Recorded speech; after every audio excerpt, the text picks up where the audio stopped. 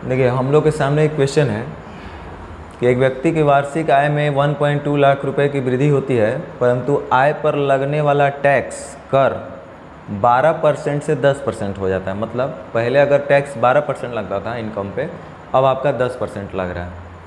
अभी भी वह उतना ही टैक्स देता है जितना पहले देता था लेकिन कंडीशन क्वेश्चन का है कि जितना टैक्स वह पहले देता था उतना ही टैक्स वो अब भी दे रहा है।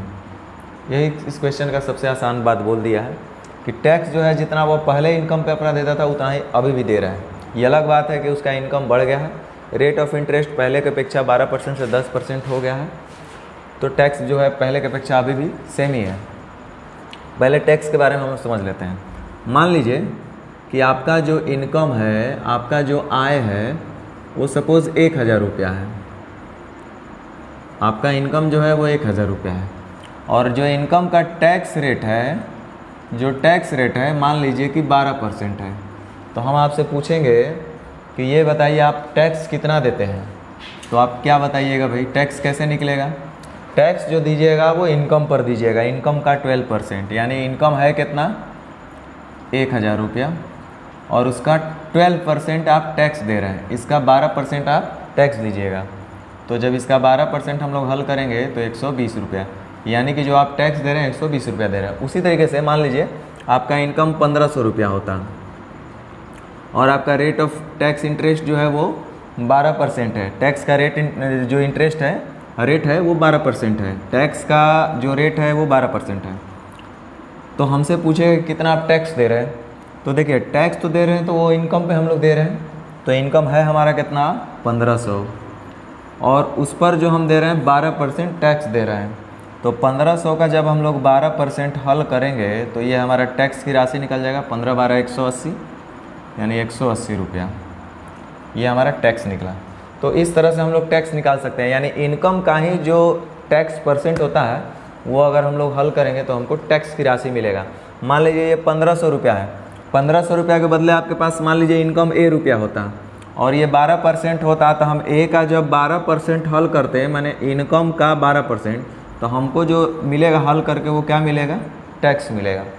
अब देखिए क्वेश्चन पर आइए थोड़ा सा।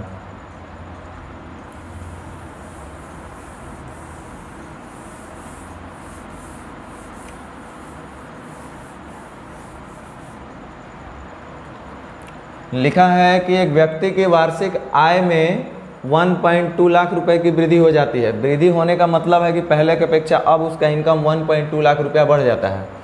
तो हम एक काम करते हैं, मान लेते हैं कि पहले का उसका इनकम जो रहा होगा वो ए रुपया रहा होगा। आपका इनकम जो था वो पहले ए रुपया था और अब आपका इनकम 1.2 लाख रुपया बढ़ गया है, यानी कि पहले की अपेक्षा अब जो आपका इनकम होगा वो ए रुपया प्लस 1.2 लाख रुपया। तो इसको पहले हम 3 अदू 5, अब देखिए ये आपका नया इनकम हुआ, पहले आपका ए रुपया था, अब इतना प्लस इतना रुपया हो गया इनकम। क्वेश्चन में बोल रहा है कि जितना टैक्स आप पहले अपने इनकम पर देते थे उतना ही टैक्स अभी भी आप दे रहे हैं। क्वेश्चन में बहुत स्पष्ट लिखा है कि अभी भी आप उतना ही टैक्स दे रहे हैं जितना पहले दे रहे हैं, यानी कि टैक्स की राशि बराबर है, टैक्स जो है बराबर है। और टैक्स पता है कैसे निकलेगा, टैक्स कैसे पता चलेगा? अभी हम लोग देखे थे कि इनकम का ही जो आप टैक्स परसेंटेज देते हैं वो आपका टैक्स आएगा। तो पहले जो लग रहा था टैक्स वो कितना था 12%, क्योंकि बोल रहा है कि आय पर लगने वाला कर जो है 12% से 10% हो जाता है। इट मीन्स कि पहले आपका इनकम पर टैक्स जो है वो 12% लगता था और अब 10% लगता था। तो बाबू मेरा पहले इनकम था कितना ए रुपया और उस पर हमको 12% टैक्स देना पड़ता था। तो जब हम ए का 12% हल करेंगे तो हमको यहाँ से निकल जाएगा पहले लगने वाला टैक्स। और जब नया इनकम चूँकि ए प्लस 1.2 लाख रुपया बढ़ गया है तो अब जो इनकम पर जो हमारा टैक्स लग रहा है वो 10% लग रहा है। तो इसका जब हम 10% हल करेंगे तो ये हमारा नए इनकम पर देने वाला टैक्स या लगने वाला टैक्स। और क्वेश्चन में कह रहा है कि अभी भी उतना ही आप टैक्स दे रहे हैं जितना कि आप पहले देते थे।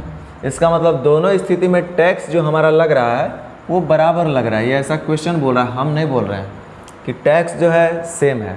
अब इसको थोड़ा सा हल कर लेते हैं। देखिए जब हल करेंगे हम लोग तो आप ध्यान दीजिए, परसेंटेज से परसेंटेज कैंसिल आउट हो जाएगा, 2 से 6 बार में और 2 से 5 बार में, या इसको आप काटिए मत, इसको छोड़ दीजिए, कोई फ़ायदा नहीं है काटने से भी, आप ऐसे ही रहने दीजिए। यहाँ पे आप देखिए हल कीजिएगा तो आएगा 12A, और इसको जब आप करिएगा तो 10A और प्लस 1 2 1 2 3 4 5, क्योंकि 1 0 से जब गुना करेंगे तो पॉइंट से पॉइंट तो ख़त्म हो जाएगा 1 0। अब देखिए 12A 10A घट के आएगा कितना, 2A, 2A बराबर 1 2 3 4 5, तो A का मान कितना हो जाएगा, 6 लाख रुपया। तो A का मान आ गया 6 लाख रुपया। आपसे क्वेश्चन क्या पूछा जा रहा है, उसकी बढ़ी हुई आय बताइए, लाख में ही आंसर देना है। बढ़ी हुई आय, तो पहले आय, A का मतलब मेरा पहले आय था, तो पहले कितना था, 6 लाख रुपया। तो ये हमारा जब हल करेंगे तो 2 से 6 बार में यानी 6 लाख रुपया, तो हमारा ये आ गया। अब ये जो हमारा क्या है, पहले का इनकम, A का वैल्यू आया है ना, ये था हमारा पहले का इनकम, तो पहले का इनकम 6 लाख रुपया और कह रहा है बढ़ी हुई इनकम। तो ये बताइए इनकम मेरा बढ़ा कितना था, 1.2 लाख रुपए की वृद्धि हो जाती है, यानी जो नया इनकम होगा 6 लाख और प्लस 1.2 लाख और, यानी कि 7.2 लाख रुपया होगा, यानी ऑप्शन बी। चलिए ये तो इसका बेसिक तरीका एकदम बिल्कुल जो है समझाने के लिए हम आपको इतना बताए हैं कि क्या किए, दोनों को टैक्स को बराबर किए, टैक्स जो होता है इनकम का टैक्स परसेंट जो भी होगा वो दोनों इक्वेट कर दिए हैं। अब देखिए इसी चीज़ को थोड़ा सा हम दूसरे तरीक़ा से कैसे कर सकते हैं।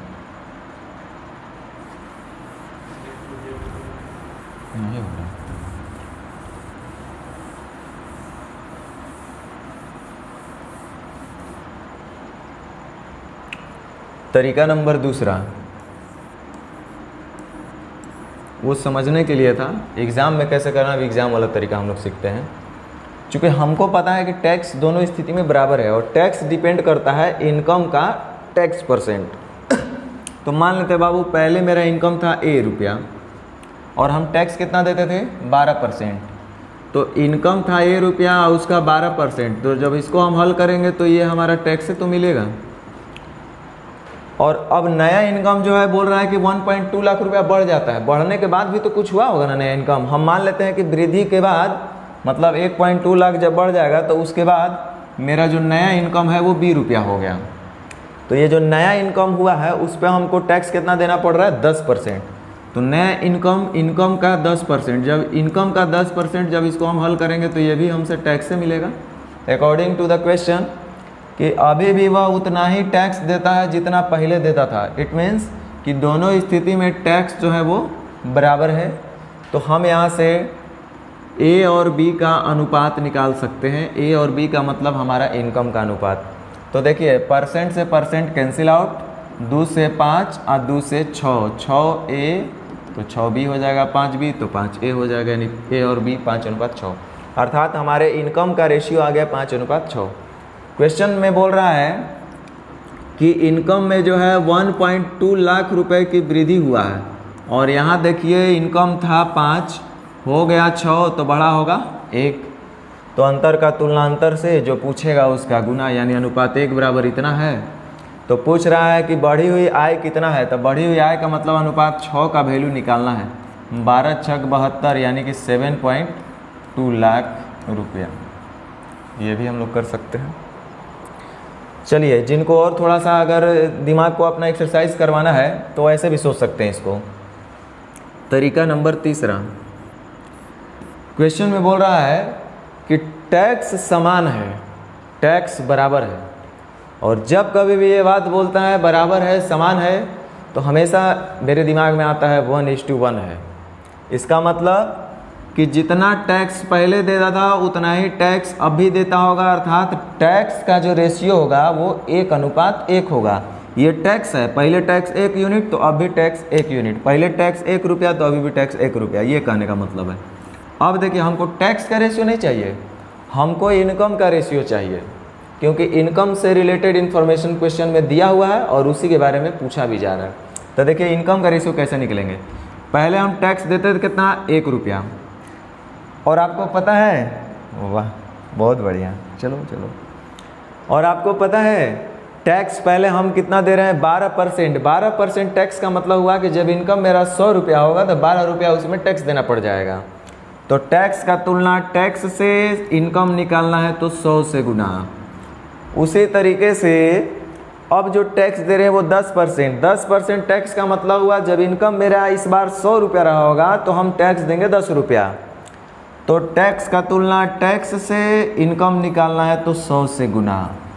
अब देखिए ये 100 से 100 तो कैंसिल आउट हो जाएगा, 2 से 5 बार, 2 से 6 बार, यानी कि 5:6। ये क्रॉस मल्टीप्लिकेशन होगा ना, 5 और ये 6, यानी कि ये मेरा इनकम का रेशियो निकल गया, यानी पहले 5 और अब 6। अब आराम से हल कर सकते हैं।